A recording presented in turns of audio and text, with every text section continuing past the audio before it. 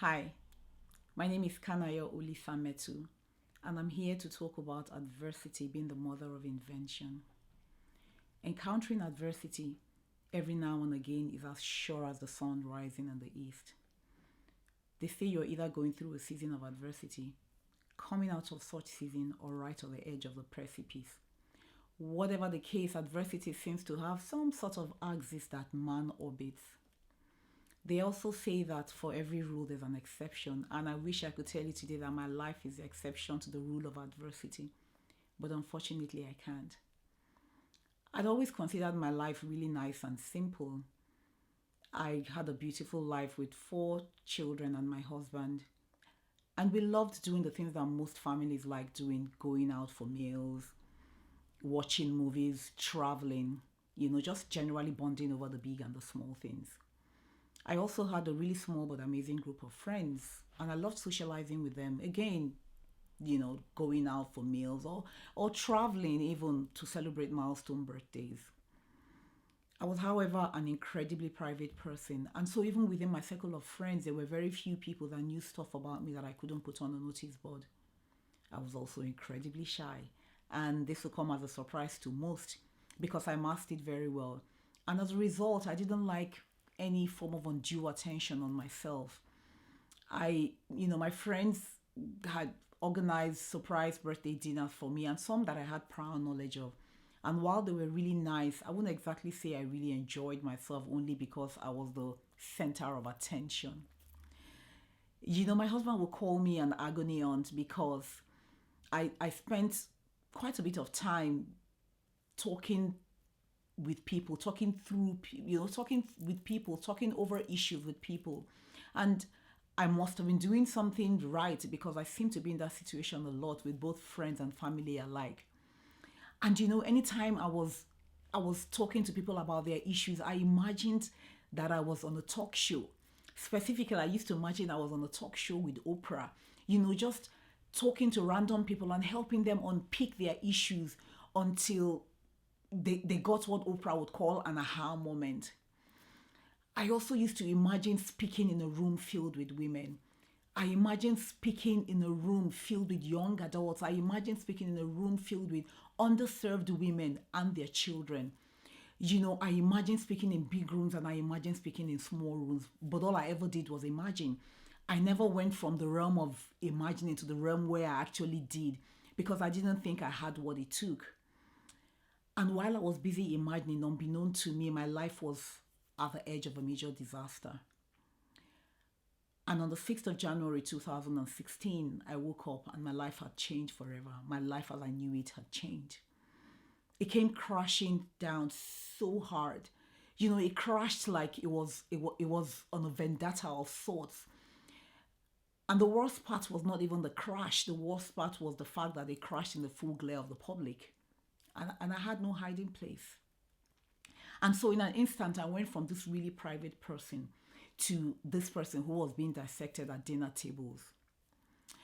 My major concern at the time was creating a semblance of normalcy at home. I had to help my children make sense of it. I had to be strong for them. Time doesn't permit me to tell you how dark a place we were in as a family. But I had to remain strong, not just for my children, but for my husband also, who was at the center of this crash. Because I knew that if I caved in, they would cave right in with me, and that was a thought I didn't even want to contemplate. But while I was in this season, in this dark world that had suddenly become my reality, I longed for my normal life.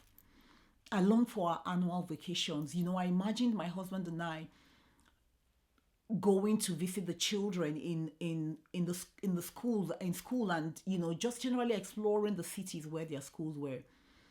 I imagine my husband and I renewing our wedding vows on our 25th wedding anniversary in a beautiful island like Bora Bora or even the Maldives. Again, all I could do was imagine. But I quickly came to the realization that I had just two options: fight or let it break me.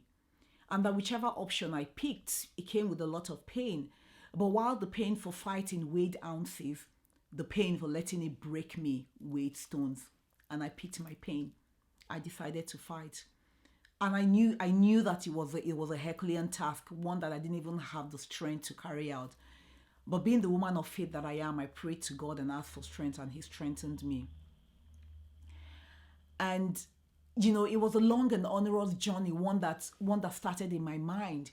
And the first thing I did was take my focus away from all the negative things that were around me and surround myself with just a few people that totally believed in me and the outcome I desired. I also started going for seminars and conferences, and while this might seem like a normal thing to you, it was really hard for me because I had to show up and I had to interact with people even when I didn't feel like.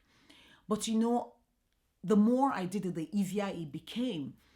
And at a point, I realized that it even started igniting something in me. I started imagining again, I started dreaming again. But the difference was at this time, I dreamt with the intent to do. I wasn't just dreaming for dreaming's sake anymore.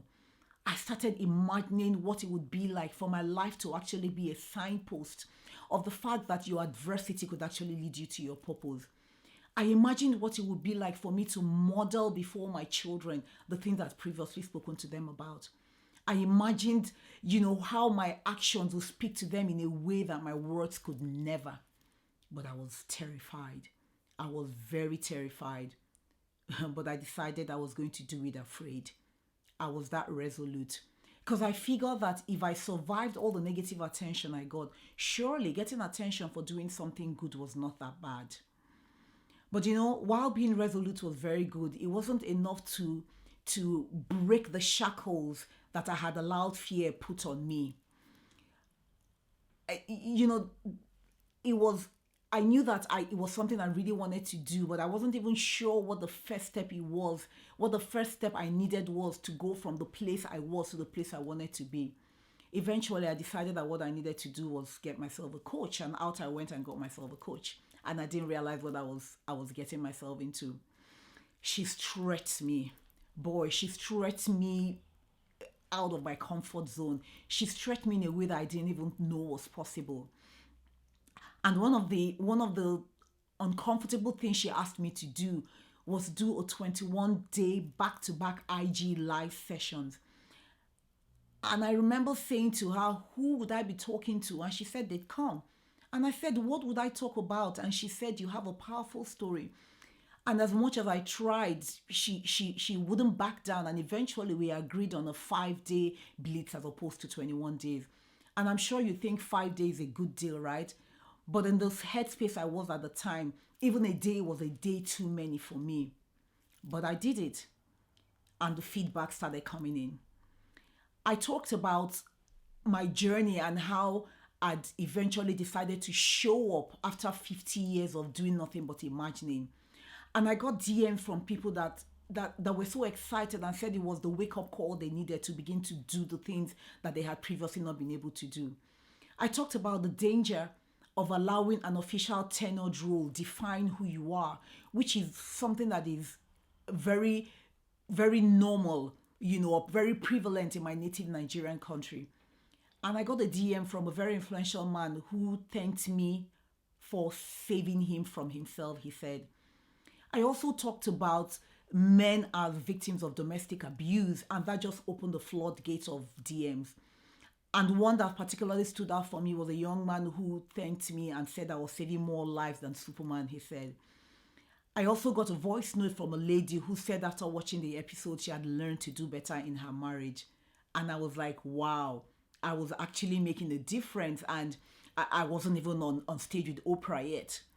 And I'm so grateful that while I resisted, that my coach insisted.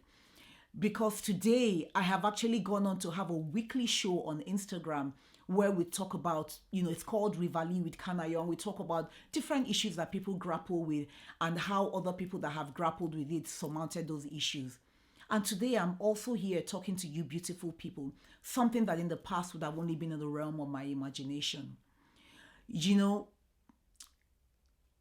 you ask me if I would be here if I hadn't gone through this harrowing season of adversity, I'd say a categorical no. Because that season strengthened me in a way that I cannot fully articulate. They say that what doesn't break you makes you. And I have come to realize that it's not a cliche, because adversity propelled me from where I was to where I am now. And it strengthened me and giving me that desire to talk to anybody that has even just 2 seconds to spare, and explain to them that no matter how dark a season you're in, if you just hold on, the sun would always rise again. And that everything that happens to you, the good, the bad, the ugly, all makes up your story. But the beautiful thing is that you are the ultimate curator of how that story ends. And you determine how it ends by how you choose to either respond or react to it. Let me end by saying that if I took what life served me and used it as a tool to serve a cause much higher than myself, so can you. But one thing you need to be mindful of is the fear factor. Because every time you allow fear live rent-free in your head, you're literally pressing a self-destruct button. Did I go through adversity? I certainly did. But guess what? He has given birth to this speaker before you today. Will you go through adversity? Without a shadow of a doubt. Hopefully not as intense as the one I went through. But it would always create an avenue. It would always create opportunities for innovation. Opportunities you certainly must take. Thank you very much.